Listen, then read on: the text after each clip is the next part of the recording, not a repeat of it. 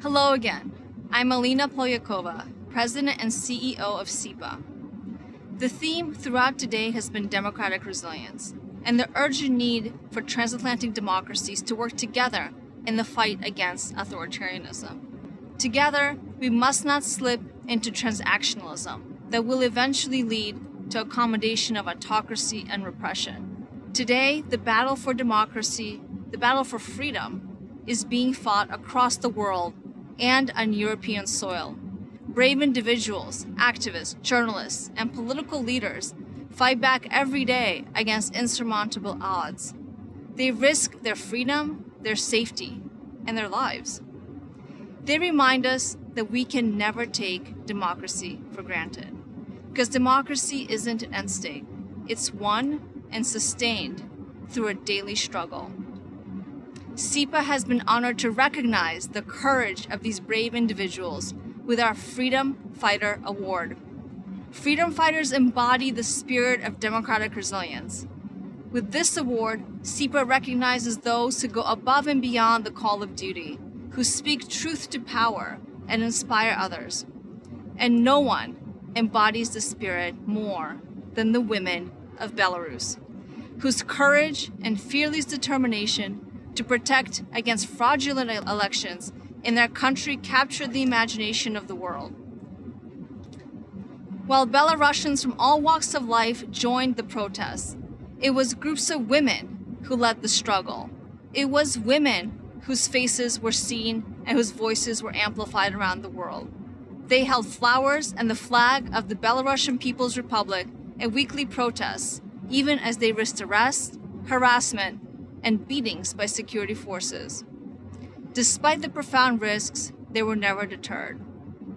And we are particularly honored to have with us Sviatlana Tsikhanouskaya, leader of a democratic Belarus, to accept the Freedom Fighter Award on behalf of all the women of Belarus. Ms. Tsikhanouskaya experienced the brutal repression of Alexander Lukashenko's dictatorship firsthand. She ran for president against an unjust regime, an election that she would have won. Today, she is in fact the rightful, democratically elected leader of Belarus, but one who must live in exile to continue the fight for democracy. Ms. Tsikhanouskaya has become a beacon for democracy activists around the world who've been inspired by her vision and her words. She has rallied the world in support of her country and reminded us what the fight for democracy truly means. On behalf of all of us at SIPA, thank you, Sviatlana, for your courage and leadership, and for joining us at the 2021 SIPA Forum to accept this award. The floor is yours.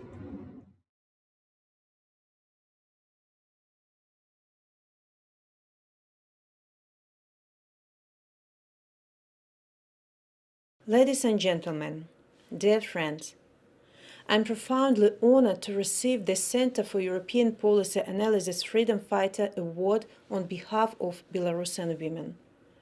This is the second time that the Freedom Fighter Award is given to those who fight for freedom in Belarus. Last time, it was our Lithuanian friend Linas Linkevičius. This is a precious sign of support from the international community. But the fight is far from over yet. Last summer and autumn, the streets in Belarus were filled with hundreds of thousands of protesters. The regime responded with violence. Since August 2020, more than 36,000 people have gone through administrative arrests. At least 10 people lost their lives in our struggle. And 0 investigations into policy brutality have been launched. My country has turned into a big prison where the whole nation is daily abused by a bunch of armed rogues. But our unquenchable desire to live in a free country didn't go anywhere. No policeman's baton can beat this out of us. Belarusians protest in the ways available to them, and even those unfairly imprisoned are defiant even behind prison bars.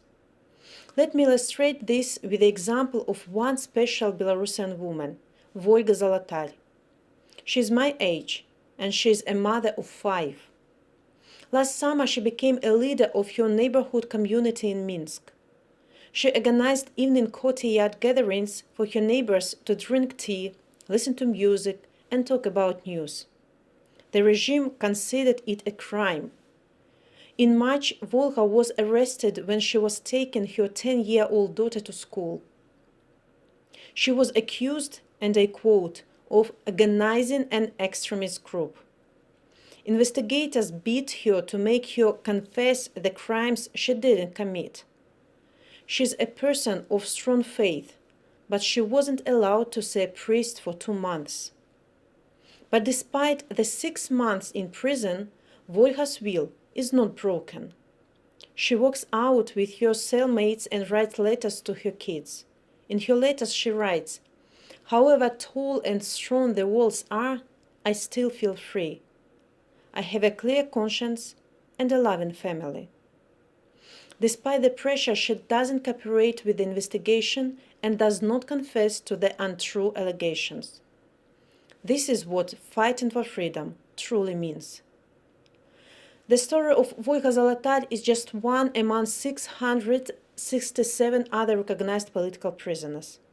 75 of them are women, and these numbers are growing daily.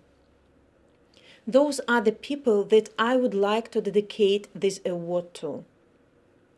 We have a responsibility to make sure that the 5 kids of Volga see their mother free as soon as possible. We must not lose focus.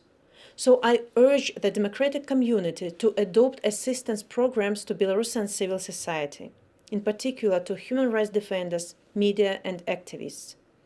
We must make sure sanctions are enforced and loopholes are removed. We must not permit trade of political prisoners.